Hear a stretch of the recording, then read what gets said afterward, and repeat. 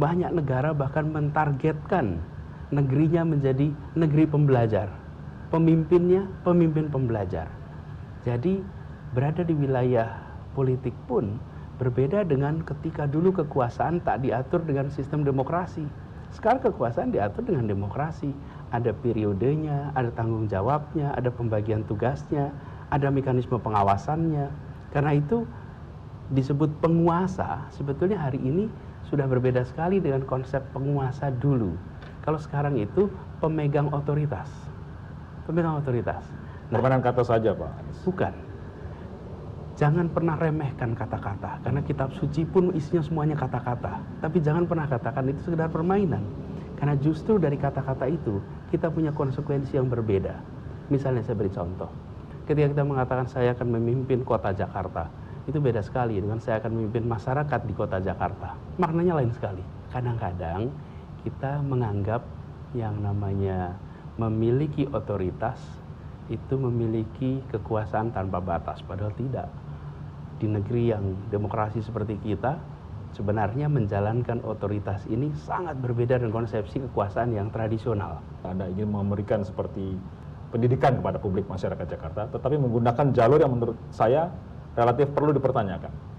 2014, Anda berada di posisi mendukung Pak Jokowi JK yang berseberangan dengan Pak Prabowo yang berada di posisi sebelahnya.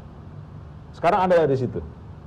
Bagaimana Anda bisa memberikan pelajaran kepada publik bahwa pembelajaran seperti apa yang sedang dijalankan atau disampaikan seorang Anies Baswedan? Ya. Apakah pemilihan presiden masih berlangsung sekarang? Selesai. Pilpres sudah selesai 2014. Bagaimana ideologi, perbedaan dari cara pandang? Semuanya menggunakan pandangan ideologi Pancasila. Cek saja platformnya, gagasannya, semua ideologi Pancasila. Justru yang menarik adalah betapa kita terbiasa dengan perbedaan yang tak bisa berubah. Misalnya, satu kelompok karena agama, satu kelompok karena etnis, karena ras. Itu nggak bisa diubah-ubah.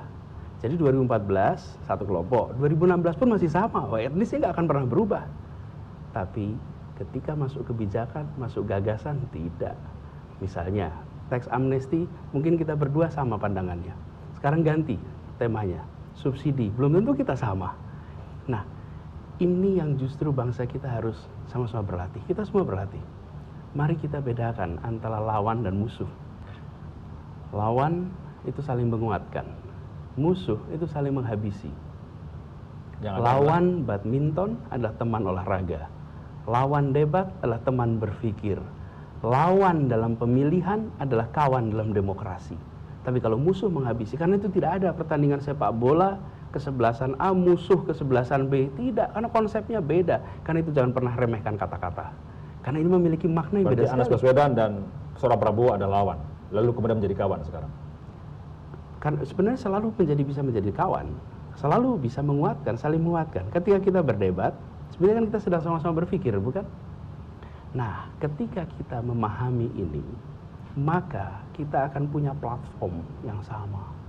Kalau kita lihat sejarah perjalanan Republik ini gambar ini Soekarno dan Hatta nih, ideologinya lain sekali, pandangannya beda, tambah Syahrir, tambah Tan Malaka, tambah Natsir. Tapi apakah mereka bisa bekerja sama? Bisa. Hari-hari ini kita terbiasa dengan perbedaan tanpa kerjasama. Duduk bersebelahan belum tentu mau. Salaman belum tentu mau. Kenapa? Karena ada perbedaan pandangan. Ini yang harus diubah. Dan saya memilih melakukan ini sebagai bagian dari proses pembelajaran. Tiba-tiba kemudian menjadi seorang cagup, bahkan di atas Sandiaga Uno, yang didorong oleh Gerindra untuk menjadi calon gubernur. Bagaimana bisa? Apa yang ditawarkan? Bagaimana prosesnya? Bagaimana seorang